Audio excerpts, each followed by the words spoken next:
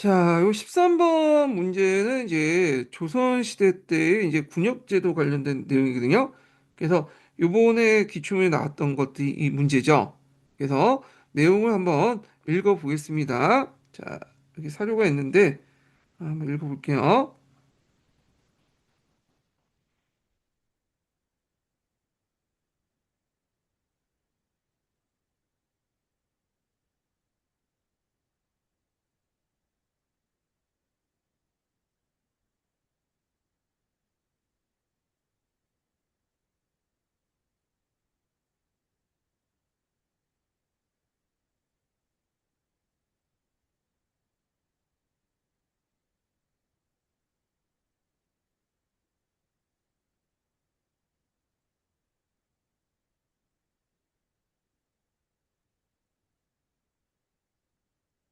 가 영의정 유성룡이 아뢰었다.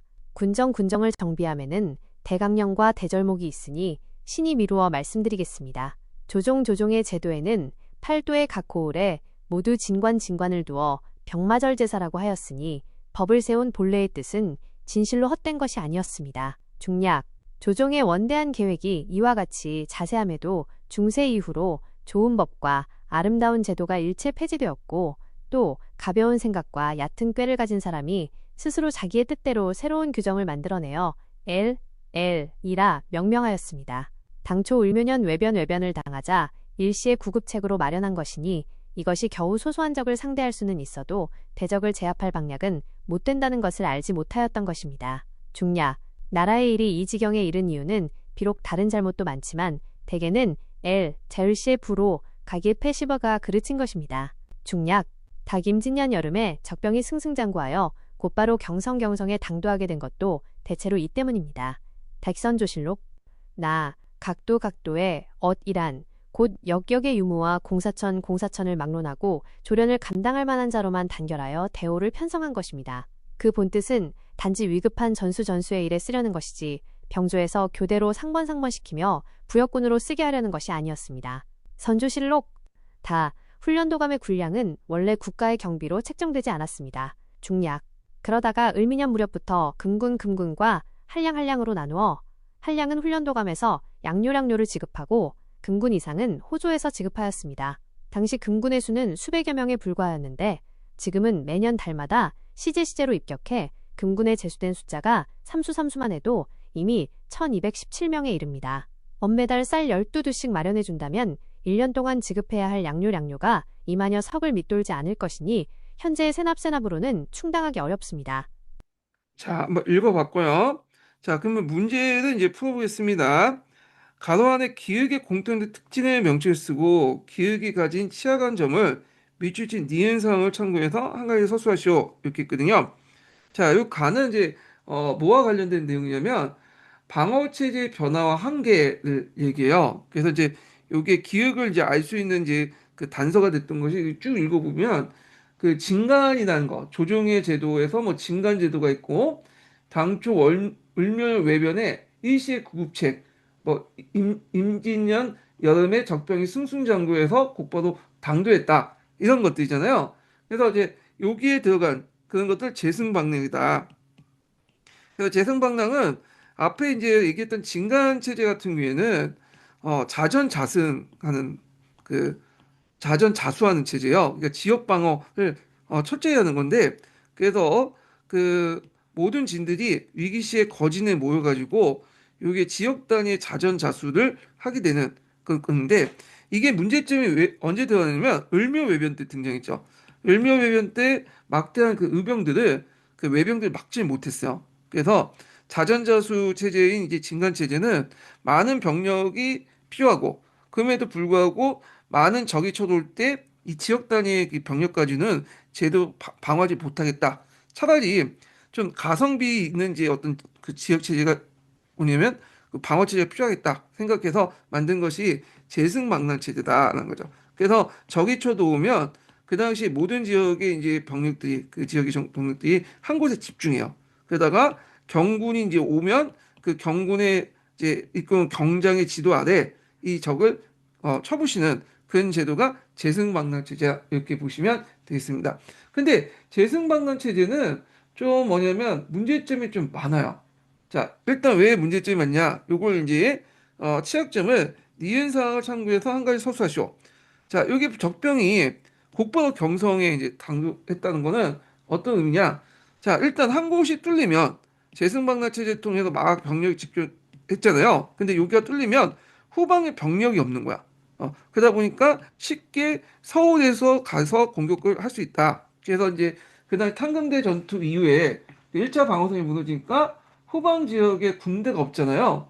그러니까 한양까지 아무런 저항 없이 진격할 수 있었던 것도 밖에 없었고 이런 것들이 이제 그 답을 쓰시면 되겠죠. 후방 지역에 군사가 없어 1차 방어선이 무너지면 그 뒤를 막을 방법이 없었다. 이렇게 있는데 엄밀히 말하면 또 그건 아니에요. 그 이제 용인 전투가 있어. 중간에 또 경기도 지역의 병력들이나 충청도 병력이 집결해가지고 용인인가 거기에서 이제 수십만 명이 집결해서 싸웠는데 근데 문제는 수백 명의 그 왜군들이 공격해 오니까 그냥 겁을 먹어서 이제 무너져 버린 거죠. 예. 이건 교과서는 안 나와 있더라고요. 하여튼 이렇게 있고 그 다음에 가로 안에 디귿에 들어갈 명칭을 쓰시오. 예. 디귿은 이제 뭐와 관련된 내용이냐면 소고군이죠. 소고군. 여기에 보면 이제 나 사례 보면 역의 유무와 공사천을 막론하고 위급한 전수에 이를 쓰려는 거 이렇게 했는데 그래서 이제 여기에서 보면 디귿은 소고군이다. 소고군. 임진왜란을 이제 겪으면서 그 당시 재승 방란 체제의 한계에 빠져있는 느낌이 조선은 명나라가 명나라 척계각이 쓴 기호신서를 바탕으로 지방군 편제를 이제 개편했는데 요 기호신서 같은 경우에는 이제 지방군 편제뿐만 아니라 그 중앙군인 이제 그런 훈련도관도 이렇게 편제를 했던 거죠. 예전에 얘기를 했어요. 그래서 기호신서에는 소고법에 의해서 이렇게 지방군 편제를 했고 이때 만들어진 것이 소고군이에요. 그래서 소고군을 알 수 있는 것이 뭐냐면 양반부터 노비까지 힘을 가지 않는다. 이 내용이 그 밑에 있죠. 역의 유무와 공사천을 만나고 이게 이제 연결돼서 보시면 되는데 그 양청 홍수군이다. 그래서 이들은 평상시에 생업을 종사했다가 외적이 침입하는 등 위기 상황이 있으면 항토 방어에 동원된다. 그래서 이제 이런 내용도 이제 보시면 돼요. 그래서 항토 방어에 동원된다는 건 위급한 전투에 이들 쓰러 가는 거다. 그러니까 그때 적이 들어오면 자기 지역에서 항토 방어를 한다. 예, 전수라고 하죠, 이걸요. 예. 그래서 오늘날 말하면 향토 예비군 정도 이렇게 보시면 되겠습니다. 예. 그렇지만 이제 이것도 문제가 생겼죠. 서군도 원래는 그 양민도 있고 양반도 있고 그래야 되는데 시간이 지나면서 노비들이 대신 대빵 그 채우게 되죠. 그래서 서군이 쳐내야 되는 그 문제점이 일어났는데 하여튼 그 내용들 이렇게 보시면 되고요. 자, 그다음에 미주지 니은을 해결하기 위해서 시행한 가세 정책을 세목을 포함해서 서술할 거 이렇게 이제 보시면 자, 여기 보면 훈련도감 관련된 내용들이 쭉 나와요. 그래서 중앙군의 중에 훈련도감이 이제 만들어졌는데 거기에 보면 삼수만 해도 1217명, 매달 쌀 12두. 그래서 현재 세납을 충당하기 어렵습니다. 이렇게 얘기했잖아요. 그러니까 요 부족한 것들을 채우기 위해서 그 거둘 세금이 뭐냐? 세목을 서술했지. 구체 세목을 이제 서술했는데 세목은 여러분도 알다시피 뭐예요? 이거는 삼수미세라고 보시면 되겠죠. 예. 그래서 이제 요걸 좀 구체적으로 설명하면 이 임진왜란 중에 조선 정부는 조총을 무장한 일본군을 대항해서 새로운 중앙군용인 훈련도감을 설치했어요. 이 훈련도감의 군인들은 포수, 사수, 살수, 삼수군으로 이렇게 구성이 되는데 가장 중요한 것들이 이들이 직업군이었다는 거죠.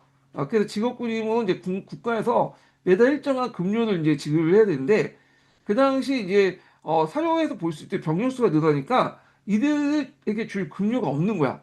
그러니까 부족해진 국가 재정 위기 상황이 있었고 이를 해결해서 정부는 백성대 토지에 새로운 세금을 부과할 재원을 마련했는데 이걸 이제 삼수병을 이제 기는 양성 세금이 나서 삼수미세라고 한다. 그래서 토지 1년당 삼수미세를 이제 만드는데 이게 원래 임시세였다가 나중에 영정법 개혁 때 보조세로 해갖고 정식 세금으로 바뀌게 되죠. 이 앞에서 이제 언급했던 그 세금 제도와 연결돼서 이제 보시면 되겠습니다. 그래서 요게 시험 문제 나오는데 문제는 그렇게 어려운 문제는 아니에요. 사료만 잘 읽어보시면 그냥 쉽게 고등학교 정도 지시고 풀 수 있는 부분이다. 이렇게 이제 보시면 되겠습니다. 자, 그 다음에 이제 1번 조선후기 때 이제 변화, 경제 변화를 보겠습니다. 조선후기 때 이제 경제 변화 관련된 내용이 자본주의 맹한원에 입각해서 시험 문제 좀 많이 나오거든요. 그래서 그 앞부분은 조세제도였고 요번에는 조선후기 때 경제가 어떻게 이제 변화돼서 이런 근대화의 어떤 것을 근대화의 어떤 그 점을 보이냐, 자본주의화되는 점을 보이냐, 이걸 이제 보시면 될 것 같은데, 자, 내용을 보겠습니다. 자, 양난 직후에 조선에서는 개간과 양전이 적극적으로 추진되어 토지 면적이 크게 늘어났다. 그럼에도 불구하고 국가의 전세 수입이 별로 늘어나지 않았던 근본적인 원인이 뭐냐? 여러 가지 원인 중에 제일 근본적인 원인을 찾으시면 될 텐데요. 자, 일단은 2번이 되겠죠. 쉽게 답이 나오죠. 면세가 되는 이제 뭐냐면 농토가 많았다. 그래서 조선 사회가 양난 이후에 이 당시 경작지가 항파되고 기근과 질병이 많으니까 조선 정부가 이제 농촌사회 안정 및 재정 기반 확대해서 수치체제 등 개표를 여러 가지 했어요. 그래갖고 개간을 권장한 개간자에게 소유권 인정하고 3년간 면세 혜택을 주고 수리시설도 확충하고 재원사를 설치하고 재원종을 반포한 등 국가 단위 노동력을 동원해서 이런 대규모 재원도 만들고 은결도 이제 찾아내고 전국적인 통일 사업도 하고 나름대로 노력은 했어. 근데 문제는 그렇게 이제 찾아내고 그 다음에 이제 항구지 개척한 그 토리들이 상당수가 면세전이었다는 거야. 그래서 지방의 권사가들이 그 당시 권세가들이 지방 관료도 짜고 토리 대장을 조작해서 서열상 자신의 도지를 지낭지낭 면세지를 만들어 지를 내지 않게 되죠. 그러다 보니까 이제 이런 것들이 있었다. 그래서 연세.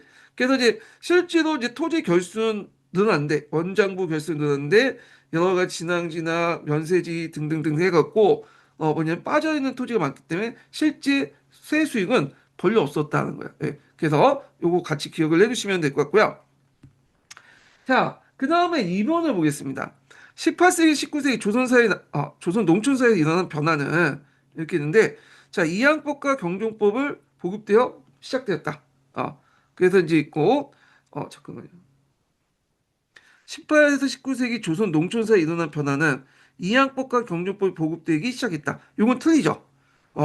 보급되기 시작했다는 게 틀린 거야. 보급되기 시작했다. 널리 확산됐다. 그러죠. 이양법은 고려 후기 때부터 중국 강남에 도입을 했어요. 그래서 이제 조선 초기까지는 전기까지는 그렇게 널리 권장하지 않았죠. 왜냐하면 이 저수지가 부족하기 때문에 권장하지 않았다는 거. 예. 근데 16세기에 거쳐서 이제 보호와 저수지가 이제 확대되니까 이양법이 널리 이제 보급이 됐다는 거 이렇게 이제 보시면 되겠습니다. 그 다음에 경종법 같은 경우에는 이제 그 고당해나 이제 나는 법이잖아요. 그래서 이것도 예전에도 있었어. 그런데 이제 이게 널리 확산됐던 것이 뭐냐면 그 뭐냐면 조선 후기 때 확산됐다 이렇게 보시면 돼요. 그러니까 시작됐다는 것이 아니라 확산되었다 이렇게 이제 보고 보시면 되고 그 다음에 서민지주와 경영원 분홍이 출현됐다. 예, 맞죠? 예. 그 경영원 분홍 개념은 제가 이제 예전에 얘기를 했어요. 여기는 그 자기 토지인 차경 외에도 차경을 하고 그 다음에 농업 노동자들을 고용해서 하는 사람들인데 주로 상품 작물을 재배해서 갖다 파는 그런 사람들이었다.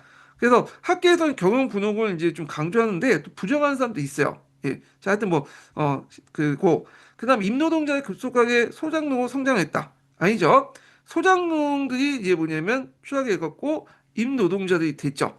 조선후기 같은 경우에는 소유권도 한 곳에 집중된 방면에 그 당시 그 경작권도 한 곳에 집중되죠. 주로 이제 아까 얘기한 경영은 분홍 같은 사람들이 이제 하다 보니까 소작지를 제대로 못 얻는 거야. 그래서 소작지를 못 얻는 대부분 사람들이 농업 노동자에 전락했다. 이렇게 보시면 되겠습니다.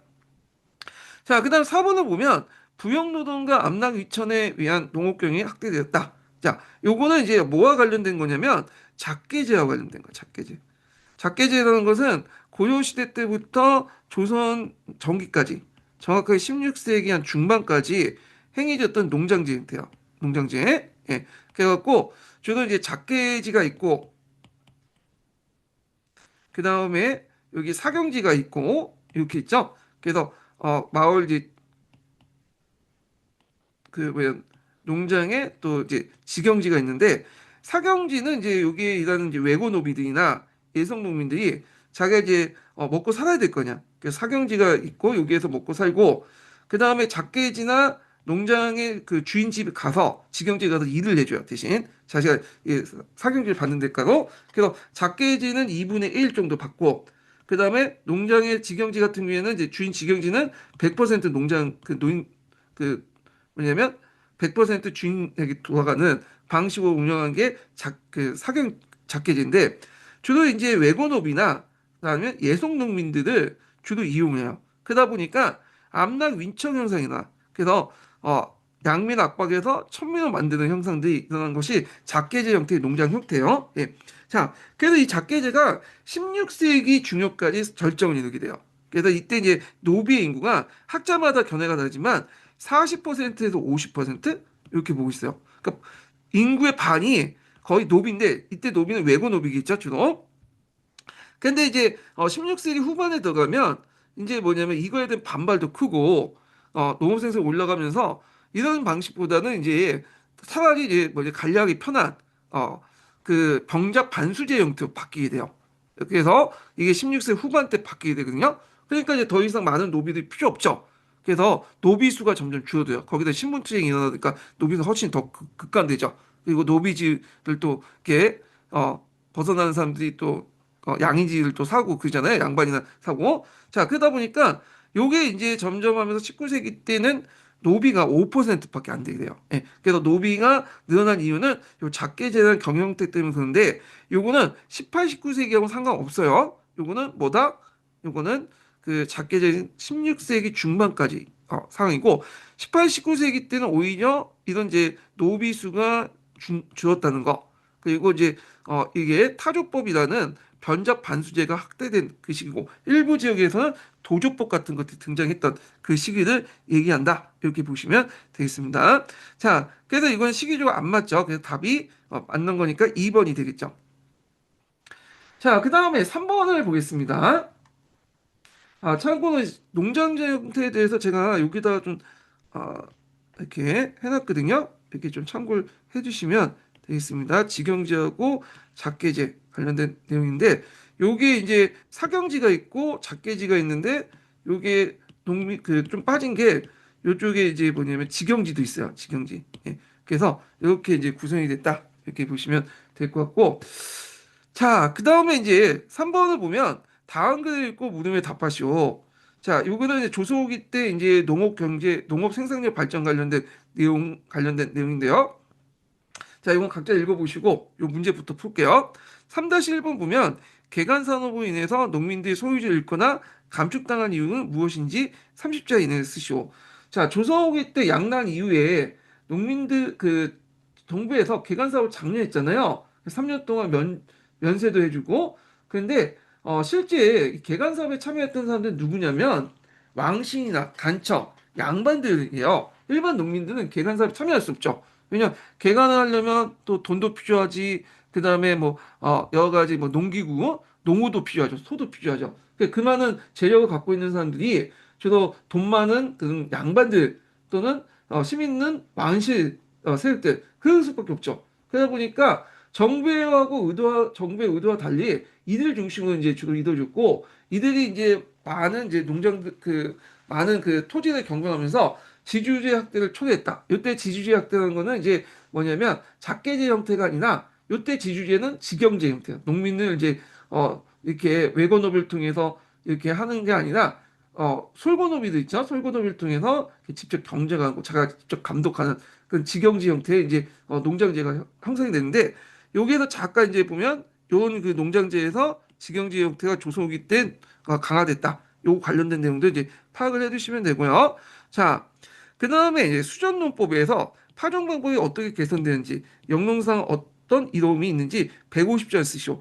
요거는 기출문제 나올 가능성이 많죠. 요거는 앞에 이제 파종 방법, 수정농법에서 파종 방법은 뭐죠? 예, 이게 이제 직전법에서 이항법으로 바뀌었다. 이항법 관련된 내용을 쓰시면 되는데, 그러니까 직전법이 아니라 집합법이에요. 예, 말을 잘 써요. 말 잘못했는데 집합법이 이항법 개선되는데 이항법의 장점은 나올 가능성이 있죠. 그래서 집합법은 이제 그냥 뿌리는 거잖아. 이항법은 이게 이제 그 꼼꼼하게 이제 사람들이 몰려가지고 점에 선에 맞춰서 쫙쫙쫙 모내기를 해가지고 짓는 방법이잖아요. 그래서 모판에다가 모내기를 이제 어느 정도 모판을 키운 다음에 어린 싹을 키운 다음에 그걸 이제 사람들이 줄에 맞춰서 쫙 짓는 방법인데, 자, 이 양법은 집합법에 비해서 노동력이 상당히 더 주고 수확량이 증대시키고요. 그 다음에 또 이모작도 가능하죠. 예, 요런 것도 쓰시면 돼요. 요거 관련돼 가지고 이 양법의 장점 관련돼서 또 기회에 한두 문제 계속 나와요. 그래서 자주 나오는 부분이니까 좀 기억을 해두시면 되겠습니다. 자, 그 다음에 농업 경영에 어떤 변화가 일어났으며 그것을 주는 영향은 농민은 어떤 변화가 일어났는지 250장에 쓰시오. 그래도 이거는 이런 식으로 나올 것 같지는 않지만 일단은 세부적으로 물어볼 수는 있을 것 같아요. 그래서 이걸 좀 큰 그림을 한번 보기 위해서 잠깐 농촌사의 변화 흐름 보겠습니다. 자, 조선후기 때 보면 농정법이 경정법 바뀌고 집합법이 이항법 바뀌죠. 생산력이 증가되고 노동력이 절감되게. 그러면서 1인당 이제 생산량이 늘어나고 넓은 면적을 이제 확대할 수 있죠.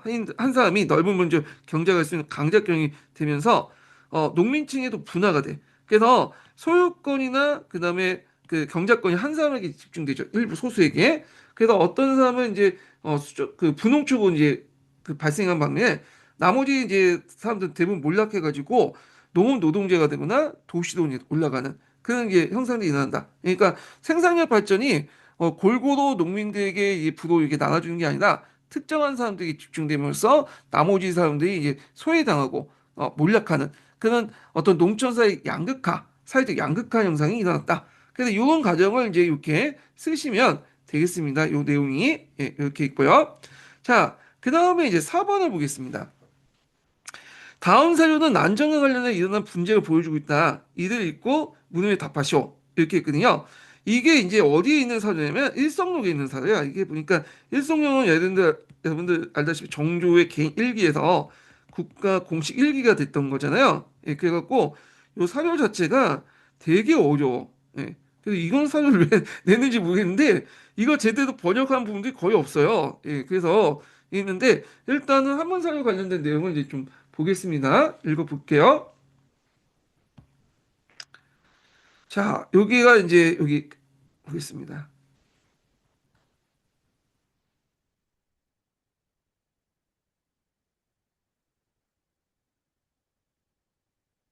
또 개하여 말하였다.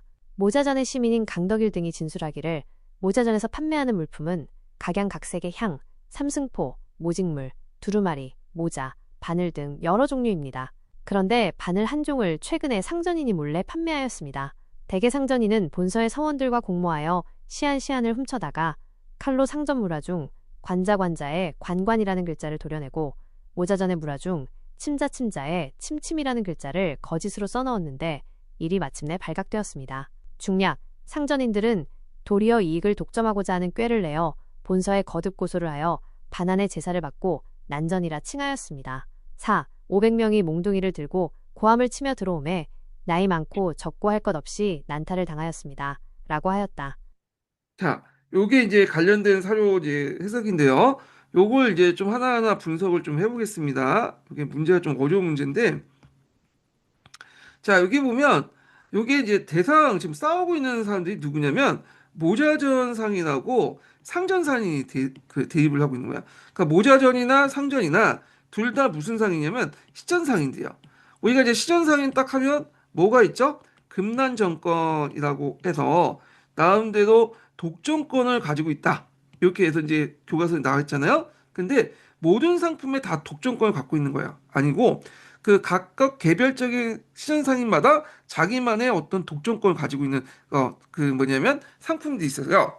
그래서 모자전 상인이 이제 여기 보면 모자전 상인 모자전에서 판매한 물품은 여러 가지인데 쭉 해갖고 이제 자신들이 가지고 있는 독점권 물품들이 쭉 나와 있죠. 그 중에 하나가 뭐냐면 요 바늘이야.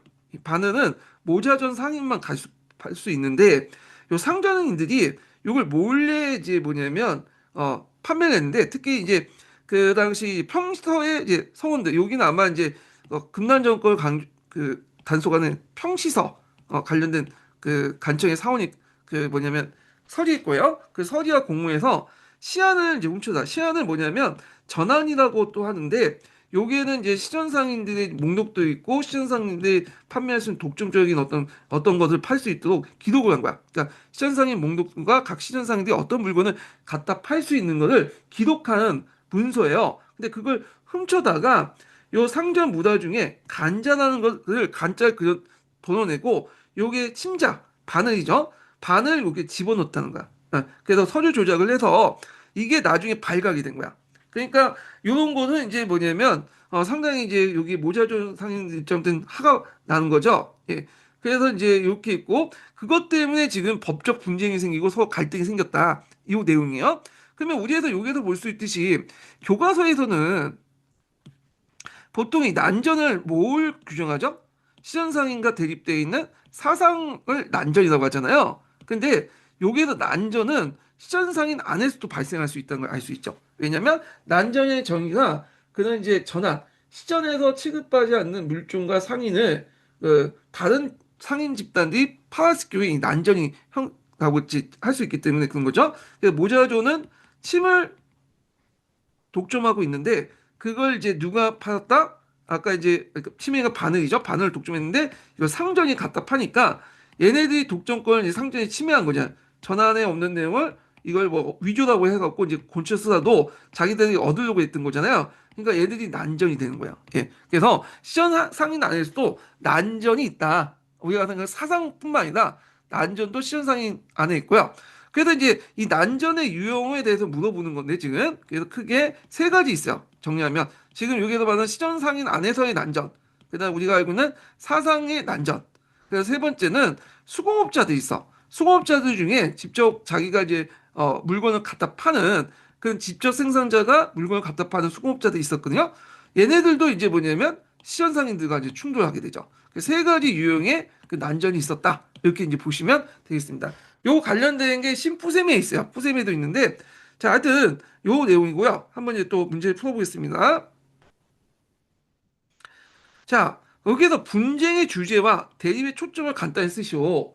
자, 여기 분쟁의 대립, 분쟁의 주체와 대립의 초점은 일단 앞에서 봐선 누구와 누구의 싸움이죠? 모자전상인가 시전상인의 그러니까 시정상인 간의 대립 구조죠. 그래서 초점은 시전으로 이제 진출한 이렇게 있고 그 다음에 이제 여기에서 이제 초점 내용이 뭐예요 지금?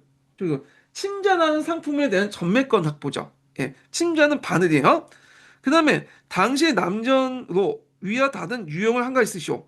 앞에 이제 난전의 유형 중에 시전상인 간의 어떤 난전이 있고 사상 난전, 그 다음에 수공업자 간의 난전 이렇게 있잖아요. 그래서 요거 시전상인 외에 난전은 사상이나 수공업자 이렇게 쓰시면 돼요. 자, 그래서 이 사건이 일어난 직후에 신해년에 시행된 통공방매의 정책의 성과와 한계 쓰시오. 그래서 신해년에 일어난 그 사건은 이제 신해통공이라고 하는데 이건 뒤에 좀 다시 얘기하겠지만 이때 그 정조 때 신해통계 결과 시전상인들이 가지고 있는 그 특권들 이런 금난정권의 특권이 유기전을 제하고 다 폐지됐잖아요. 그래서 그 성과는 봉건적 산업질서의 붕괴, 상품화폐 경제 촉진, 그냥 농업 생산량의 증진 있지만 한계는 원래는 이제 그 독점을 이제 금지시키기 위해서 도구를 타파하기 위해서 이제 했는데 오히려 사상 도구들이 더 힘을 얻게 되죠. 그래서 도구 산업을 통해 독과점 체제가 계속 유지가 됐고 그 다음에 나중에 사상 도구들이 뒤에 얘기했지만 쌀을 독점하죠. 그러면 쌀가를 오르면서 쌀과 연계된 다른 물가도 올라가게 되죠. 그래서 물가 등기로 서민사회 불안전 등을 해서 그 당시 이제 이런 가들이 이제 그 뭐냐 한계 남았다 이렇게 이제 보시면 되겠습니다. 자, 요 관련된 내용은 성과 한계 관련된 내용은 뒤에 기출문제 있으니까 그때 한번 더 살펴보기로 하고요. 자, 그 다음에 5번을 보겠습니다. 5번. 요게 이제 뭐와 관련된 내용이냐면 그 체제개혁의 권위에서 이제 한 금단 정권 폐지와 관련된 사유죠. 예. 요게 2010년도 문제인데 요게 되게 의외로 어려워요. 그래서 이게 풀려면 우리가 보고 있는 지금 교과서 수준이나 이런데 아니고 그 논문은 봐야지 풀 수 있거든요. 이 2010년도 문제가 되게 어렵게 냈어. 예. 그래갖고 일단은 이제 좀 보겠습니다. 요거는 제가 기출문제 분석을 하는 걸 보면서 제가 얘기해 드릴게요. 예. 자, 요거 하기 전에 일단은 요거 내용 한번 읽어볼게요. 예. 자, 다음 건의를 받아들인 시행 정책과 관련된 설명으로 적절하지 않은 것을 있는데 요거를 한번 읽어보겠습니다. 제 사전에 이렇게 있는데 한번 읽어볼게요.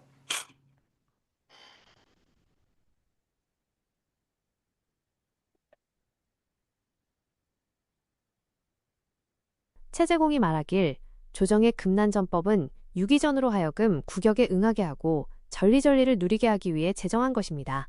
근래 빈둥거리며 노는 무례배들이 삼삼오오 때를 지어 스스로 가게 이름을 붙여놓고 사람들의 일용품에 관계되는 것들을 제각기 멋대로 전부 주관을 합니다. 이 때문에 그 값이 나날이 올라 물건값이 비싸기가 신이 젊었을 때에 비해 3배 또는 5배나 됩니다. 형조와 한성부에 분부하여 유기전 외에는 금난정권을 행사하지 못하게 할 뿐만 아니라 반좌율을 적용하게 하시면 장사하는 사람들은 매매하는 이익이 있을 것이고 백성들도 곤궁할 걱정이 없을 것입니다. 라고 하였다. 비변사 등록 정조 15년 정월 텍스트 추출을 완료. 네. 자, 이렇게 이제 봤는데, 자, 여기에서 이제 이 내용이 뭐냐면, 이게 정조 15년, 그러니까 1791년이에요. 그래서 이제 신해통공을 내리는 결정의 계기가 됐던 최재공의 상소 내용이에요. 최재공은 남인 출신이야. 그래가지고, 그 당시에 이제 시정상인들하고 그 노동세력들이 유착 관계를 맺고, 이제 뭐냐면, 이 정경 유착이 심하니까 그런 것들 타파하고, 그 다음에 독점권 있죠. 그래서 그다음 그 시장상인데 독점권 때문에 이게 이제 뭐냐 가격이 올라간다. 그래서 이런 걸 막기 위해서 그 당시 유기전을 제어하고 시장상인의 독점을 폐지해야 된다고 이렇게 상소를 올렸고요. 결국에 그 상소가 받아들여서 1791년에 뭘 했다? 신해통공이 공포돼서 유기전을 제한 시장상인의 독점을 폐지되죠. 네. 그래서 이제 요 관련된 내용인데요. 자, 여기에서 이제 않는 거 이와 관련된 설명을 적절하지 않는 걸 고르시면 돼요. 자, 일본을 보면 송파나 마포 등의 경강 지역의 부상대구들이 새로운 유통체계를 장악하였다. 이렇게 있는데요. 자, 요거 관련돼 갖고 이건 교과서에도 없는 내용이기 때문에 제가 따로 이제 정리를 좀 한 내용을 좀 보겠습니다. 여기. 자, 이때 이제 예전에 그 시전 중심의 어떤 유통 체계는 이런 식이에요. 항상 성사, 여각주인, 시전상인, 중도화, 행사, 소비자 이렇게 했는데 도성의 시전상인을 중심으로 해갖고 이제 연결됐다는 거죠. 자, 그래서 항상이나 향상이라는 건 지방상인들이에요. 지방상이나 선상은 배를 타고 이제 온 상인들이죠. 한상과 성상이 상품을 가지고 서울에 들어오면 먼저 경강 등지의 여각 주인에게 이제 상품을 넘기고 중개인 여각에 있는 이제 중개인들을 여각 주인이라고 하거든요. 자, 여각 주인은 다시 시장상인의 상품을 인도하고 시장상인들 이걸 다시 서울 소비자에게 판매하거나 아니면 또 행상에 판매해서 행상이 최종적으로 소비자에게 물건을 파는 건데 일단은 요 유통 구조에서는 당연히 서울에 진입하면 시장상인을 거쳐서 가야 하기 때문에 시장상이 막대한 이득을 얻는 그런 이제 거고 그걸 제도적으로 보장해 주는 것이 금난 정권의 부여다. 이렇게 이제 보시면 되겠습니다. 근데 이제 18세기 이후에 일반 사상들, 그러니까 금난 정권이 없는 일반 사상들 입장 때는 이게 중간에 얘네들이 마진을 많이 얻어먹는 거잖아요. 그러니까 이제 유통권을 바꿨어. 자기 중심으로. 그래서 어떤 식으로 했냐면 여기가 서울이면 한성이면 자 한성 밖에 뭐냐면 누원지나 하여튼 뭐 그 송파지나 이런 포천 등의 유통권을 형성하는 거야 여기에서 그래서 여기에서 이제 자기들이 매점 매수를 해서 서울에 올라오는 그 여러 물품들을 조절하는 거죠 자기가 그리고 여기에서 이제 값싸게 파니까 많은 사람들이 이제 여기에서 그게 뭐냐면 물건을 사고 여기에서 사지 않아 그래서 이렇게 유통의 중심지가 이런 시전상의 중심지가 아니라 서울 외곽의 중심지로 바뀌었다. 요 관련된 내용이 이제 그 밑에 있거든요. 자, 그래서 여기 한번 읽어보시고요. 자, 그러면 이제 이건 맞고요. 2번을 보면 도시 상인층의 분화가 심화되고 사상 도구에 대한 도시 빈민의 반발이 거세됐다. 이렇게 있는데, 자, 요거는 이제 원래 그 시내통공의 목적이 뭐예요? 물가 안정이죠. 근데 우세한 자본력과 강건한 유통망을 이제 바탕으로 상권에 나간 사상 도구들이 건세가 또 결탁을 했어요. 예전에 시전상인들이 건세가 결탁했는데 거꾸로 이제 사상 도구들이 시내통공 이후에는 또 노동 건세가 되고 결탁을 하게 돼요. 그래서 정부 통제에 벗어나게 되고 이들이 서울로 올라오는 쌀을 이제 외곽 지역에서 매점 매수를 해서 막대한 이득을 챙겼고요. 대표적인 게 이제 사례가 순조 33년에 서울에서 쌀값이 올라가니까 쌀 폭등이 났어요. 예. 그래서 있고, 그 다음에 시내 통고에 반포가 되고 나서 종래 진행했던 도시의 상인층 분화가 더 심화되었다. 이렇게 이제 보시면 되겠습니다. 그래서 답은, 이거는 맞는 얘기고요. 예.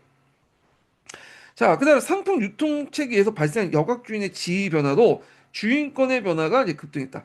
자, 여각 주인이라는 건 뭐냐면 포고를 중심으로 해서 18세기에 등장한 경강상인 집단 중에 뭐냐 중개업을 하는 상인들은 여각 주인이 하는데 이들이 이제 그 포구에 서울에 오르는 그 포구도 있을 거 아니에요. 포구에 딱 있다가 물품들을 이제 뭐냐면 매집을 해가지고 이 소비지인 한성에 이렇게 넘겨주는 그런 역할이야. 그래서 이들이 상당히 이제 큰 권한을 갖게 되고요.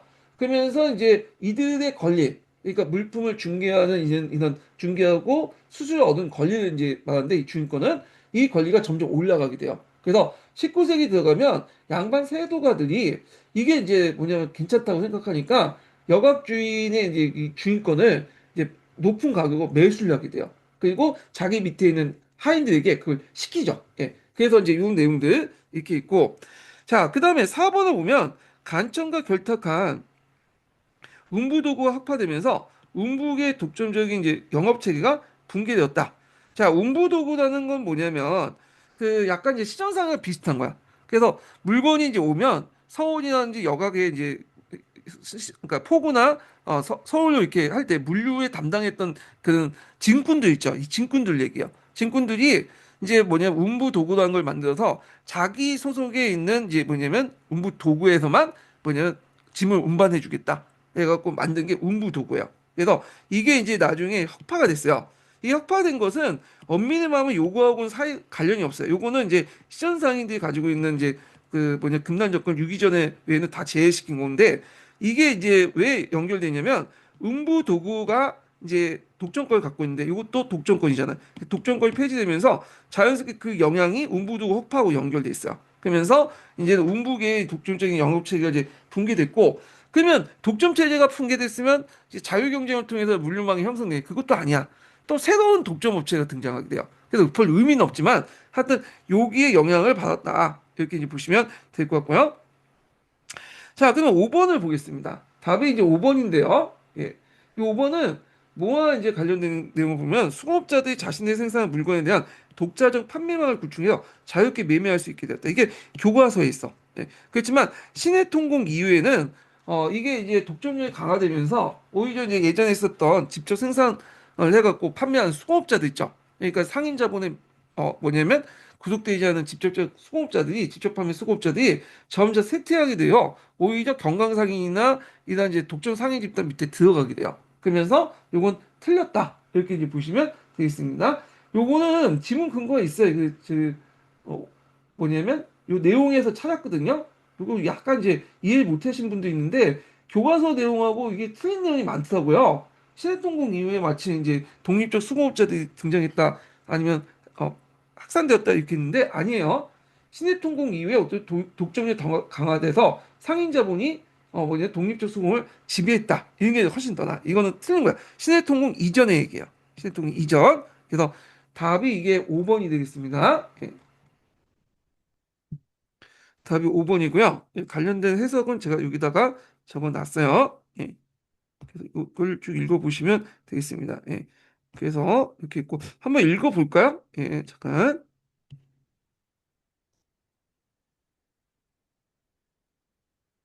읽어보겠습니다. 그래서 좀 잠못 이해하신 분들이 있어가지고 제가 거기다가 또 반론도 달아놨거든요. 일단은 읽어보겠습니다. 제가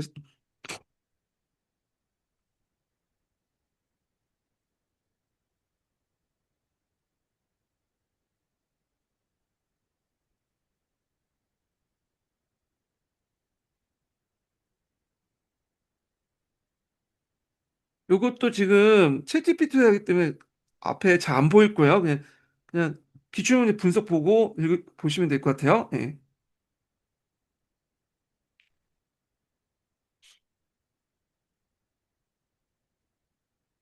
자, 요거 하기 전에 두 번째 인지문 알려드릴게요. 두 번째 인증번호는 87번입니다. 예, 두 번째 인증번호 87번이에요.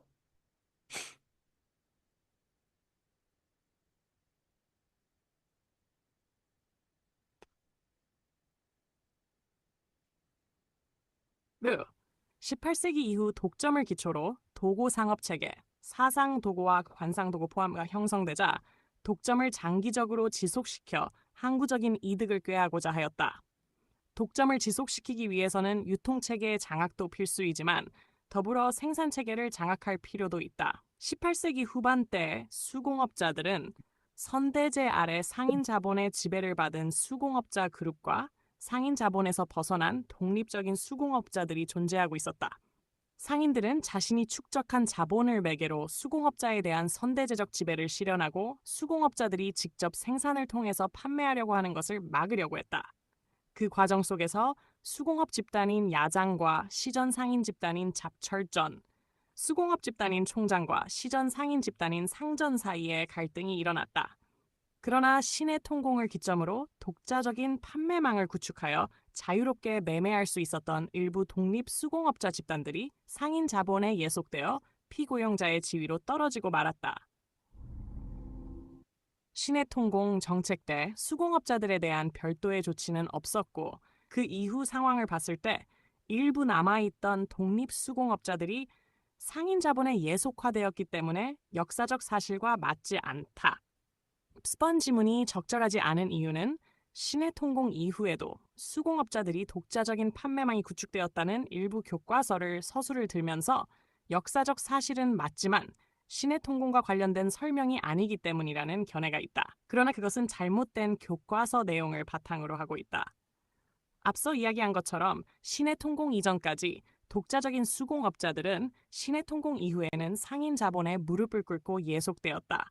이 문제는 예문과 지문이 구편의 내용을 바탕으로 출제한 것이기 때문에 구편의 자료를 근거로 접근해야 한다.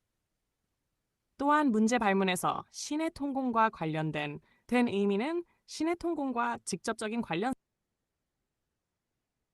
아, 자, 그 밑에는 이제 요 내용인데 한번 읽어보세요. 얘가 가다 중단됐네. 예. 그래서 제가 이제 여기에 대해서 신해통공에 관련된 그 틀린 내용을 잘못 이해하신 분들이 있어가지고 여기다 밑에 적어놓은 거예요. 예. 그래서 이렇게 있고. 자, 그 다음에 이제 넘어가서요. 문제를 또 풀어보겠습니다. 자, 6번을 보겠습니다. 요거는 조선의 도고라는 상인 집단 관련된 내용인데, 도고는 여러분들 이제 알다시피 독점적 그 도매 상인들 얘기하죠. 그래서 원래는 그 도고라는 말이 창고라는 의미예요. 창고, 그 공인 상인들이 가지고 있는 창고인데, 이 창고를 통해서 매점 매석을 했기 때문에 그 당시 이제 그 이렇게 막대한 이득을 얻었거든요. 근데 이게 공인뿐만 아니라 사상 도구들이나 간상 도구들로 그것을 했고, 그래서 매점 매석을 해서 막대한 이득을 챙기는 그 상위 집단을 그냥 통틀어서 도고라고 하죠. 그래서 도구에는 공인도 있고 그다음에 간상도 있고요, 사상도 있어요. 다 있어요. 예, 이렇게 좀 보시면 되는데, 근데 교과서에서는 사상 도구들만 좀 강조해야 되는 그런 느낌이 들긴 있는데, 하여튼 그래요. 자, 그러면 일단은 요거 이제 좀 문제 풀어보겠습니다. 일단 잠깐만요. 끄다 다시 할게요. 이게 도중에 이게 미러링이 잘 안 되는 것 같거든요. 예, 다시 좀 하겠습니다. 좀 늦게 반응하네, 얘가. 예, 다시 미러링을 다시 하겠습니다.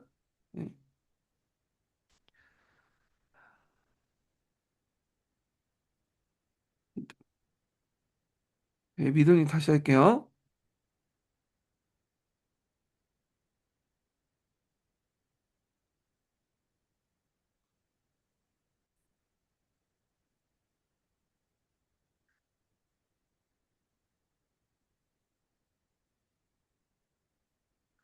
예, 그럼 다시 하겠습니다.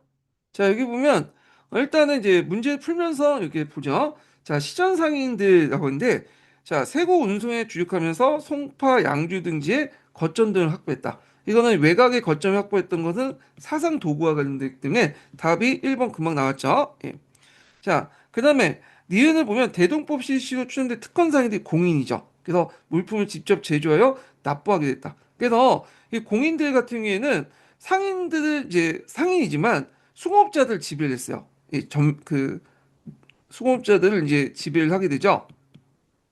그래서 전대제 형태로 수공업자를 지배하면서 물품을 이제 납부를 받고 직접 이렇게 하게 되죠. 예. 그래서 요걸 보시면 될 것 같고.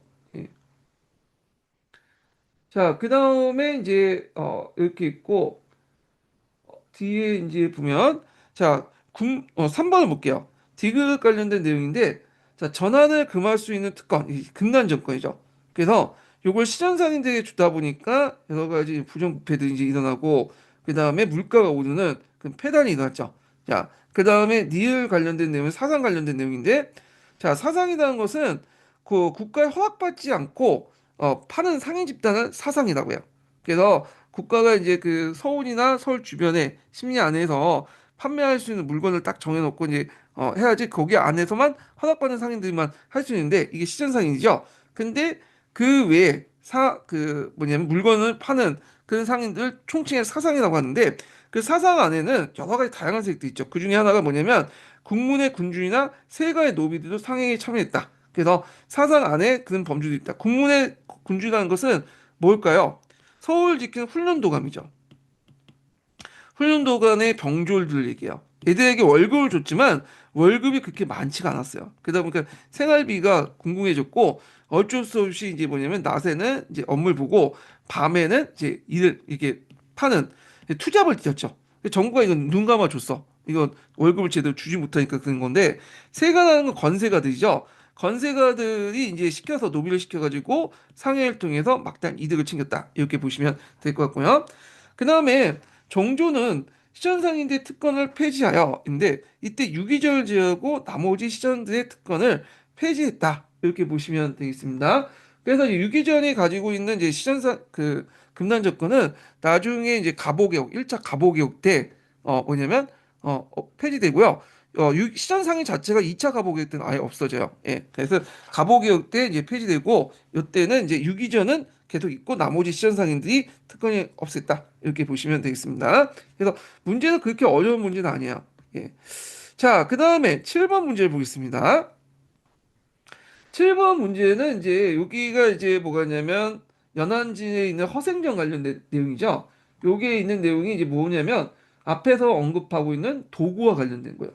도구. 그래서 이제 허생이 이제 안성에 가서 많은 물건을 매점해서 물건을 매점했더니 뭐 서울에 있는 뭐 여러 물자들이 이제 가격이 뛰었다. 그런 내용들인데 자, 한번 관련된 이제 사료를 한번 읽어 보겠습니다. 예. 다음 죠.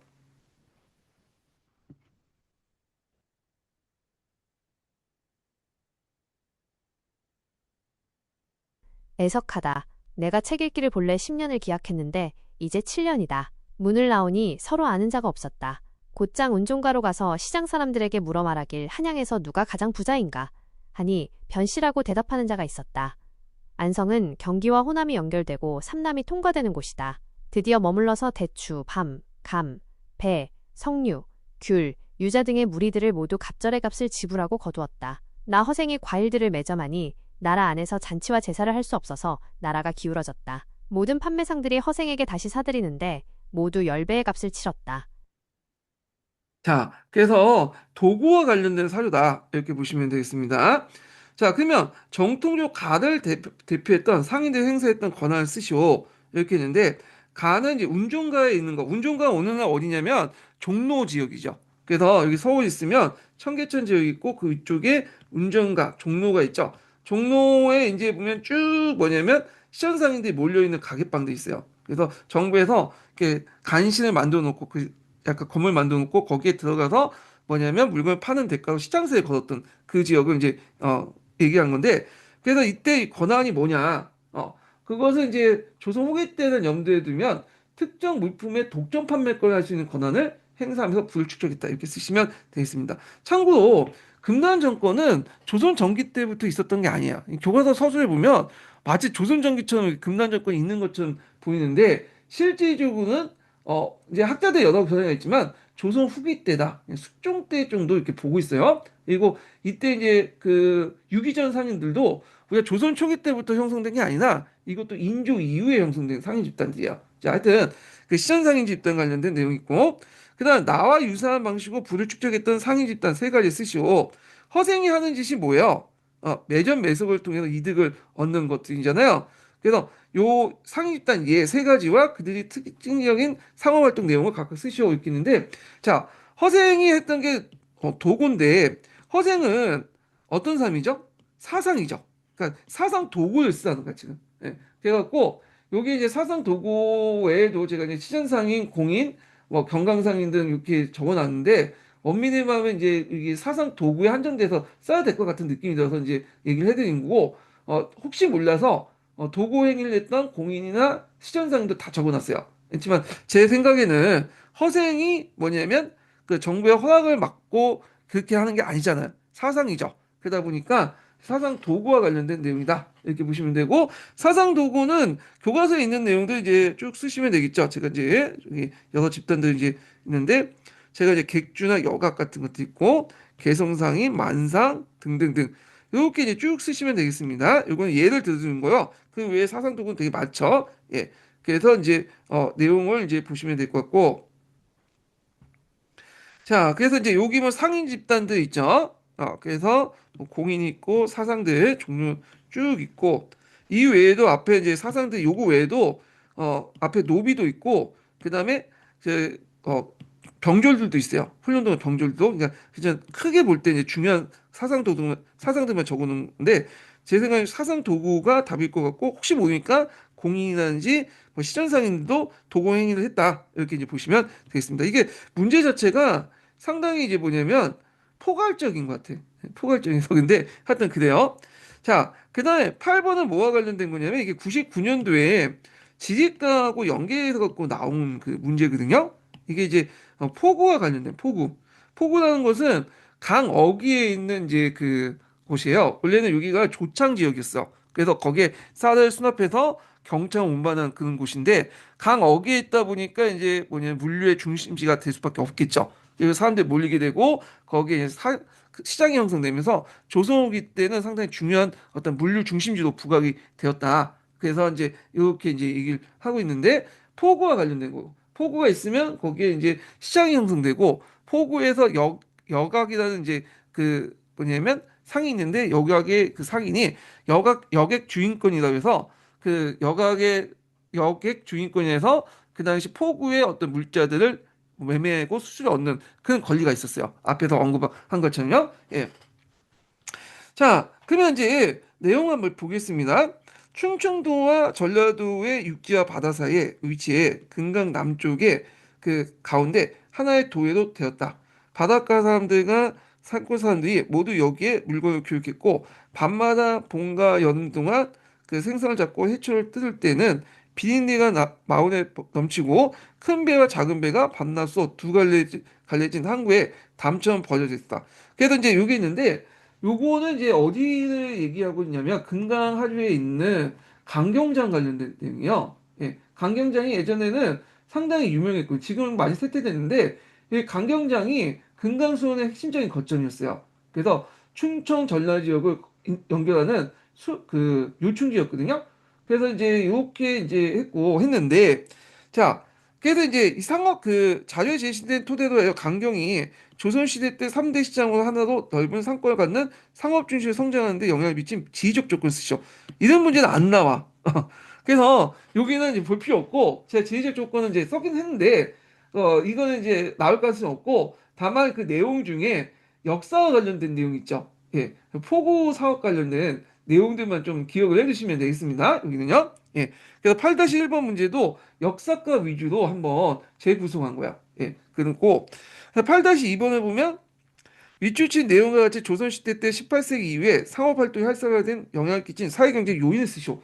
요거 어마어마하게 많죠. 그래서 앞에서 언급했던 거 다 써야 돼. 그래서 이거는 이제 이건 뭐 논술 형식의 문제이기 때문에 일단은 제가 이제 적어놨고 앞에 설명을 뭐냐면 보시면 되겠습니다. 잠깐 거기 한강박지생 견해가 있어요. 여기 보면, 근데 이분이 국선 나오기 전에 그 역사가의 이제 여러 가지 자료를 소스를 이제 자기 공개했던 분이거든요. 그래서 개인 그 뭐냐면 사이트를 하나 만들어 가지고 거기에 소스를 이제 공급하고, 그러니까 자료 올리고 많은 사람들이 제 자료 공유했어요. 무료로요. 예, 지금 제 역할을 이제 한금박쥐 분이 하시는 건데, 이 02년인가 01년에 그 모강사와 이제 충돌하는 끝에 한금박쥐 사이트를 닫았거든요. 예, 그걸 제가 이제 뭐냐면 이어받은 거예요. 그래서 북son의 원조 그 나눔과 공유의 원조가 요 한금박쥐 분하고 관련돼 있어요. 그래서 그분이 자료를 여러 공개를 했고 그 자료를 이제 제가 이어받아 가지고 또 기출문제 분석을 이렇게 보강하고 지금까지 쭉 이어진 거예요. 예, 그래서 이렇게 이제 이분의 이제 내용인데 이 내용은 자기가 이제 여러 가지 정보망을 통해서 한금박쥐 분이 채점 기준을 알아왔나 봐요. 그게 원래 그게 공개하면 안 되는데 채점 기준 관련된 내용을 적어놓은 거예요. 그래서 아마 그때 당시에 채점 기준일 거예요. 아마 예. 그래서 한번 보시면 될 것 같고요. 그래서 이제 이렇게 있고 그 다음에 이제 어, 9번 문제 보겠습니다. 9번. 자, 9번은 이제 보면 요거는 이제 뭐와 관련된 내용이냐면 전환 관련된 내용이야. 전환. 예. 그래서 이제 요게 내용은 이제 가구력이라 해서 전론 이익이 쓴 거죠. 예.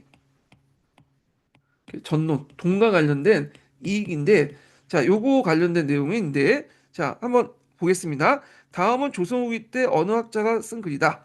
동전을 사용할 경우와 그렇지 않을 경우에 발생한 문제점을 자료에 입각해 한 줄을 각각 쓰고 이 시기 때 화폐 유통과 관련되어 만성적인 일어난 대표적인 경제 영상을 쓰시오. 이렇게 했거든요. 자, 잠깐 요거 관련돼 갖고 한번 읽어 보겠습니다. 예. 어, 제가 이걸 안 닫아놨네. 제가 그냥 읽을게요. 예, 제가 여기다 녹음을 저기 올려놓지 않았어요. 잠깐만요. 관련된 내용을 보겠습니다.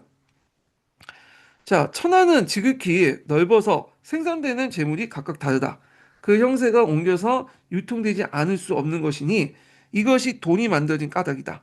그래서 돈은 재물이 쓰임을 다하게 하고자 할 따름이다. 그러나 역대로 그대로 쓰기도 하고 바꿔 없애기도 하는데 그 변론이 각각 명백하다. 그러니까 어떨 때는 쓰고 어떨 때는 뭐냐면 안 쓰고 그랬다는 거죠. 자, 그것을 없애면 곡식을 물에 불리고 비단을 얇게 하는 걱정이 있고 그대로 사용하면 이익을 중요시 여기고 만원만 상원만 쫓는 허물이 있다. 이렇게 쓰시면 되는데 자, 요거와 관련돼서 이제 쓰면 이 사람이 이제 어떤 사람이냐면 이익이라는 사람이 그 중농주의자들이죠. 그러니까 이 중농주의는 농업을 강조하는 사람이잖아요. 그러니까 상파업의 경제업 뭐냐면 돌면 그래서 사람들이 그 당시 상업을 통해 이득만 취득하려고 하지 농사는 기피할 것이다. 마업은 흥성할 것이다. 마업이 상업이죠. 사용하지 않을 경우 문제점은 물자 유통이 되지 않는다. 이걸 사용해야지만 물자가 널리 유통된다. 이렇게 쓰시면 되고 전황 요거 경제영상 전황을 쓰시면 되겠습니다. 그래서 이 시각자들이 여긴 이익만 나왔지만 실제로 이제 여러 사람들이 이제 여러 가지 견해를 제시를 했어요. 그래갖고 시각자 이익 관련된 내용만 여기 적어놨는데 그렇지만 정영이나 이런 사람도 이제 여러 그 하면서 화폐 유통에 또 긍정적인 입장을 또 취하고 그랬거든요. 그래서 요거 관련돼서 약간 이제 시간이 걸리겠지만 한번 읽어보겠습니다. 예.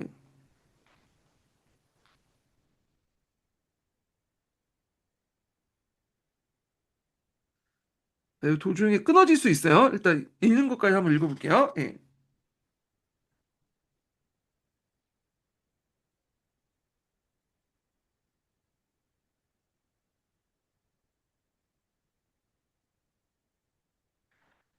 자, 이게 글씨가 지금 안 보일 수 있습니다. 그래서 일단은 그 기출문제 분석을 펴놓고 보세요. 예. 이 미러링 하면 깨지더라고요. 이 글씨가 이상하게.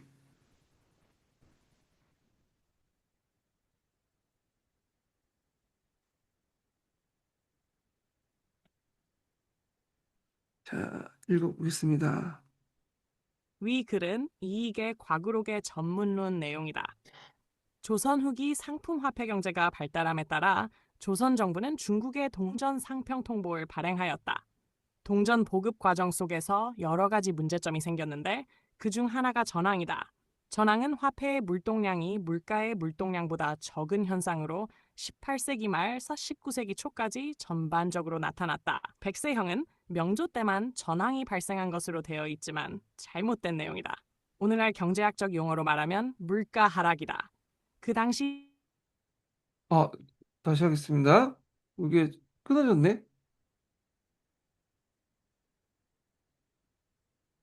전 퇴장, 네. 유통시키지 않고 가지고 있음 등에서 비롯됐다.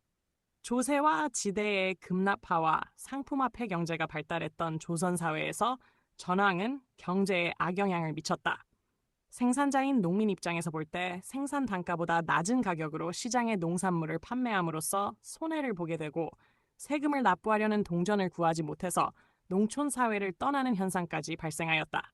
당시 실학자들 간에서 금속 화폐인 동전 사용에 대해서 의견이 분분했다. 상공업에 이어 화폐 유통에 관한 실학자의 견해를 살펴보면 당시 17세기 이후 조선 사회는 화폐의 전국적 유통으로 여러 가지 문제점이 나타나면서 화폐 유통에 대한 부정론과 긍정론이 등장했다. 특히 18세기 초 발생한 전황 또는 전구이 현상의 등장 이후 화폐 제도나 유통을 개선시키려는 개혁론이 실학자들 사이에 적극적으로 나타났다. 유형원과 유수원, 박제가 등은 화폐 유통에 대한 긍정론을 전개하였다. 이익, 이규경은 화폐 유통에 수반되는 문제점을 제시하고자 했으며 정약용은 화폐 제도 개선을 요구한 경우로 분류될 수 있다. 유형원은 화폐 유통에 긍정적이었다. 그는 중국 및 고려 시대의 화폐 유통을 연구하여 국내의 동전 유통을 주장하는 근거로 삼았고 화폐를 식량과 함께 민생의 근본으로 인식했다. 한편 그는 화폐의 보급을 장려하기 위해서 국가에서 화폐의 유통 가치를 결정해주고 국가의 수입과 지출을 화폐 납하하기를 제안했다. 그리고 그는 상설 점포의 설치를 제안했고 물품 화폐였던 조포의 유통 금지를 주장했으며 관용비를 금속 화폐로 지급할 것을 건의했다. 반면에 이익은 문제의 사례에서 볼 수 있었듯이 그것을 없애면 곡식을 몰아버리고 비단을 얻게 하는 걱정이 있다 생각했고 사용하지 않을 때는 물자가 유통이 안 되고 쓰게 되면 이익을 줘가 허망한 물품만을 젓는 허물이 있다라고 하면서 패전을 주장하였다. 그는 상품 교환 수단으로서 동전의 기능이나 가치는 원칙적으로 인정했으나 지역의 협소성과 재화를 운송하기 위한 교통의 편리를 들어 금속 화폐 유통에 부정적이었다. 그가 부정적 화폐관을 가지고 있었던 까닭은 동전 유통으로 인해 상업의 발달이 촉진되고 이와 병행하여 고리대가 성행해서 농민의 몰락이 촉진되고 농업에 위축되는 현상과 관련이 있었다. 그는 화폐의 보급으로 인해 관리의 탐악이 가중되고 도적이 횡행하는 것에 두려움을 가지고 있었다. 또한 화폐의 유통으로 인해서 소비와 사치 풍조가 유행하고 민심의 변화가 촉진되는 등과 같은 전통적인 생산 양식이나 가치 체계의 변질을 걱정했다. 그러므로 그는 동전 유통을 금지하고 물품 화폐로 복귀하는 문제를 생각하기도 했다. 정약용은 화폐 유통의 현실을 인정하고 있었지만 농본적인 절약론의 입장에서 화폐 유통의 구조 개선을 주장했다. 그는 화폐가 상품 유통의 매개체로서 국가 경제에 있어서 중요하다고 인식했다. 그는 당시 화폐 정책 및 화폐 제도의 개혁과 전황을 극복하려는 개혁안을 제시했다. 전환서 댐혼쇼를 설치하여 화폐 주조의 관리 체계를 일원화하고 화폐의 품질과 체계를 개선하려고 했다. 또한 화폐 제도의 개혁안으로 동전을 가장 이상적인 화폐로 생각했으나 고액전의 통용 및 금은화의 주조를 제안했다. 한편 박제가는 양호의 주조와 화폐 통일을 상품 유통의 장려를 위한 구체적인 대안으로 제시했다. 대체로 중농학파는 화폐 사용에 부정적이었고 중상학파는 화폐 사용에 긍정적이었다. 자, 그래서 이제 각 신학파들의 이제 신학자들의 어떤 화폐에 대한 인식 이렇게 했는데 예전에 이익도 나왔기 때문에 각 신학자들의 이제 인식적으로 나올 수가 있을 것 같아. 그래서 제가 한번 여기 한번 읽었고요. 자, 그 다음에 이제 10번을 보겠습니다.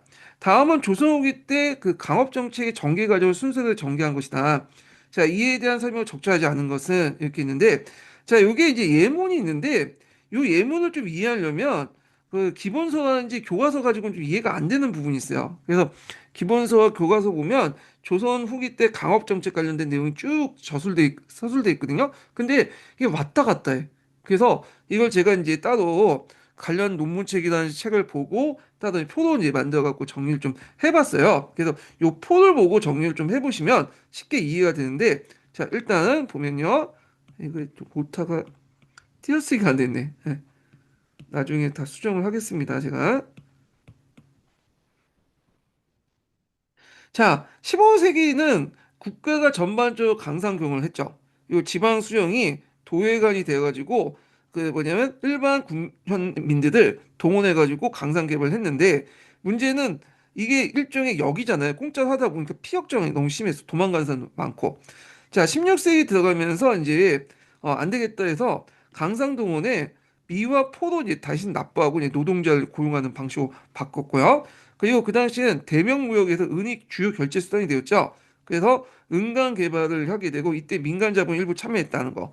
그리고 이제 동아시아 국가에서도 자주 나오는 게 해치법이죠. 해치법. 해치법은 뭐냐? 은을 캐면 은하고 꼭 이 납이 결합되어 있거든요. 그러니까 은하고 납을 분리시켜야 돼. 이걸 효율적으로 이제 하는 방법을 그 당시 우리나라에서 이름 없는 뭐 이름은 생각하는데 하여튼 일반 농민이든 하여튼 천민이든 그 사람이 개발했어요. 이게 해치법인데, 해치법이 우리나라에서 더 널리 확산된 게 아니라 이게 건너 일본으로 이제 전파됐죠. 그래서 일본은 그 당시 전국 시대였고, 그 다음에 각국의 이제 그 다이모들이 이 당시 은강을 개발하고 있었던 시기였잖아요. 예, 요거에 연결시켜서 보시면 되고, 자, 17세기 초에는 양난을 거치면서 이제 이게 이제 군사력을 증대시켜야겠다. 이제 논의가 일어났고, 그러면 이제 무기를 많이 만들어야 돼요. 특히 조총이라든지 대포라든지 이런 것을 많이 만들어야 되잖아요. 근데 처음에는 이제 조총과 화약을 어떻게 했냐면 각 고을에 위임이 있어. 근데 각 고을에서는 이거 만들 수 없죠. 기술이 없잖아. 그러니까 실제적으로 특정 상인과 수공업자들이 무기 제조에게 이제 무기 제조를 의탁했고, 나중에 이게 약간 문제점이 있다고 생각해서 오군형으로 이관을 했어요. 그러니까 이제 군대니까 자기들이 이제 그걸 사용하니까 자기들이 만들고 자기들이 이제 이걸 생산해라, 이렇게 이제 한 거야. 자, 근데 이제 오군에 이관하면서 어떤 게 이제 됐냐면, 자, 일단은 오군형은 뭐가 필요하죠? 납이 필요해. 그래서 탄환을 만들 때 예전에 납을 만들고 지금 금지되어 있는데 납을 만들어서 납이 필요하죠. 그래서 납을 이제 얻으려면 은도 캐야 되겠죠. 그래서 은납 징수권과 전반적인 강상 개발권은 이제 뭐냐면 오군영이 이제 이관을 하고요. 요때 이제 오군영이 뭘 파견했냐면 강간을 파견했어. 강간을 파견해갖고 전국 각지에 있는 그 뭐냐면 강상 개발을 주도를 했다. 이렇게 보시면 되겠습니다. 자, 그래서 이제 있고, 그래서 대동법 이후에는 대동세 일부의 군수물자를 일부 또 충당하는 방식으로 했는데, 요 강간제도에 이제 관련된 내용이 여기죠. 강간제도를 이제 뭐냐면 실시했다. 예, 그래서 요거는 이제 뭐냐, 이 발음이 제가 안 돼서, 예, 그 글자를 보세요. 저는 발음이 좀 시원치 않아가지고, 예. 자, 하여튼 요거 이제 오군영이 파견한 거, 오군영. 예. 요걸 이제 얘기한 거고. 자, 그 다음에 이제 호정 때부터 해서 이제 영조 중중에서 설점 수세제를 시해. 설점 수세는 뭐냐면 설정하고 수세를 한다는 뜻인데, 설점은 뭐냐면 강산을 설치하는 거야. 이게 점이라는 건 강산이거든요. 수세라는 건 강산에 나온 세금을 이제 징수해야 되겠죠. 강산을 설치하고 거기에 세금을 징수하는 걸 설점 수세제요. 근데 설점의 주체와 수세의 주체에 따라서 또 세 가지가 나눠져. 그래서 이걸 체은간제, 별장제, 물주제 이렇게 있거든요. 예. 근데 교과서에 보면 이게 제대로 설명 안 되고 두리뭉실하게 그냥 넘어갔는데 하여튼 이렇게 구분이 돼요. 그래서 이때 이제 호정 때 설정 수세제를 체은간제라고 하는데, 자, 이때는 어떤 변화가 있냐면 은체류권을 가 징수권을 호주에게 이관을 해요. 예. 그리고 호주에게 이관하고 그 다음에 이제 실제 이제 설정은 누가 하냐면 부산대구들이 해. 예. 그리고 수세는 그 체은관을 파견해서 한다. 이게 이제 뭐냐면 그 체은관제예요. 그래서 설정은 부산대구, 그 다음에 수세는 체은관이고, 그 다음에 이제 그 납제국권은 계속 오군형이 유지돼. 왜냐면 은납 중에 나비들이 이게 탄화를 쓰니까 요건 그대로 유지하고 은채국권만 이렇게 가져다가 호주에서 총괄하고 징수권을, 그리고 실제 이제 설정과 수세는 부상대구들과 수세는 체은관이 한다. 이게 체은관제도야. 그래서 요게 이제 체은관제도고요. 잠깐만요. 이게 어디? 네. 그래서 이제 여기 보면 이제 설정 수세제도가 실시됐다. 이거는 이때 이제 호종 때인 건 체은간제도, 처음에 체은간제도 관련된 내용이라고 보시면 되고요. 그래서 호조가 각 군영에 관련 은강 관리권을 흡수했다. 여기까지 아까 체은간제도와 관련된 내용입니다. 자, 그 다음에 이제 별장제로 넘어가요. 별장제. 근데 이제 캐다 보면 은은 요쪽이고 납은 요쪽이다. 좀 불편하잖아요. 그러니까 이제 은징수, 은납징수권 다 누가 갖게 되냐면 호조가 통합이 되고 그리고 이제 한양 부상대구와 호조가 유착돼서 별장을 파견해. 그래서 별장이 설정과 수세를 다 담당해요. 그리고 경영은 두목에게 납부하죠. 이게 이제 별장제야. 여기에 나오는 별장제 요 부분이죠. 그래서 별장을 파견해서 아니네, 이게 중간 정도가 되겠네. 예. 그래서 나와 나중에 별장을 파견한 그 내용이 별장제다. 자, 근데 문제는 이제 별장이 설정과 수세를 담당하다 보니까 이게 이제 지방에서 그 강상경을 통해 얻은 이득이 다 중앙으로 들어가잖아. 그래서 항양의 부상대구와 호조들 주물 속에 들어가잖아요. 지방에는 어떻게 돼요? 이게 안 들어가잖아. 떡국물이 안 떨어지잖아. 그러다 보니까 지방 관료들이 그 당시 이제 이런 지방 그 재정을 좀 보충을 할 필요가 있겠죠. 그러다 보니까 이제 그 당시 그 사상들 끌고 와가지고 잠체를 허용하게 돼요. 그러니까 사상들이 와서 자본을 투자해가지고 잠체를 이제 하게 돼. 잠체 몰래 캔다는 거예요. 그래서 이제 그러니까 이거에 대해서 이제 또 잠체가 발생되고 강산 개발을 하다 보니까 좀 많은 그 농민들이 거기에 몰리고 하다 보니까 강산 개발 금지령을 공포해요. 그래서 그 당시 정부가 허락하지 않은 몰래 캔 잠체들을 금지시키고 이런 것들을 했다. 이렇게 보시면 되겠습니다. 그러면 물주제를 보는데 물주제는 언제냐? 영조 때야. 요게 이제 마이 말등의 별장제를 폐지하고 설정은 이제 뭐냐면 호조의 승인하에 상인 물주가 하고요. 요때 상인 물주는 사상이죠. 요게 예전에 잠체를 했던 사람들이 여기 들어가서 이제 하게 되는 거예요. 수세는 수령이 직접 징수해서 호조를 납부하는데 수령이 일부 자기가 먹고 나머지는 중앙에 올리는 거죠. 그러니까 수령이 일부는 이제 지방제종 돌리고 나머지는 이제 중앙으로 올리는 그런 것들을 하는데 물주는 또 자금을 대주고요. 실제 강사는 덕대가요. 그러니까 이제 앞에 별장제 두목 같은 역할이 덕대다, 용주라고 하죠. 그래서 이걸 볼 때 자본과 경영이 분리되는 그런 형태가 물주제다. 그래서 여기 들어간 게 여기 들어간 영조 때 관련된 내용이다. 그래서 이렇게 보시면 돼요. 그래서 이 같은 설정 수제제 안에서도 체은간제, 별장제, 물주제 세 시가 있다. 이렇게 구분해야지 이게 이해가 돼요. 예. 자, 그러면 요 관련된 내용을 한번 또 풀어보겠습니다. 자, 일단은 이제 풀어보겠습니다.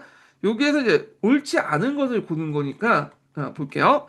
자, 간을 계기로 각 군영은 강산에 강간을 파견해 부역 노동을 감독했다. 맞죠? 그 다음에 나의 조치를 통해 호조는 민간인들 강산 개발을 허용하면서 세금을 거둬들였다. 예, 이것도 맞아요. 자, 요걸 좀 설명하면 원래 이제 호조가 이제 그 설정 수재를 실시해서 체은간을 실시할 때 민간 자본들을 좀 약간 끌어들이려고 했어요. 예, 그래서 그걸 통해서 이제 하려는데 왜냐면 그 국가에서 하면 돈도 많이 들어가고 또 이제 뭐 수령이 이제 뭐 주관하면 어떻게 돼? 저항도 심하겠죠. 그래서 그 당시 군영에서 체험가를 파견하고 그리고 실제는 민간 자본을 끌어다가 하려고 했는데 이게 시도는 했는데 잘 안 됐다. 일부만 되고 시도하고 수세는 했지만 이게 보편화되지 못했어. 아니면 아까 그때 당시 호정 당시에는 아직까지는 민간 자본이 그렇게 성장하지 못했던 그 시기고 언제 이제 민간 자본이 본격적으로 하냐면 앞에서 얘기한 요 별장제 때 이게 이제 숙종 때죠. 17세기 후반때 가서 이제 하는데 아직까지는 그렇진 않았던 그 시기인데 일단은 세금을 걷어들였다는 거 그렇지만 크게 기대만큼 많이 걷지 못했다. 네, 이렇게 보시면 되고요. 자, 그다음에 다방침 이후 그 호조는 새로 편입된 은강의 별장을 파견해 뭐냐면 수세했다. 맞죠? 예. 그래서 호조가 각 군영에 관련된 은강 관리권을 흡수했는데 요 시기는 이제 별장제에 관련된 내용이에요. 여기는 예.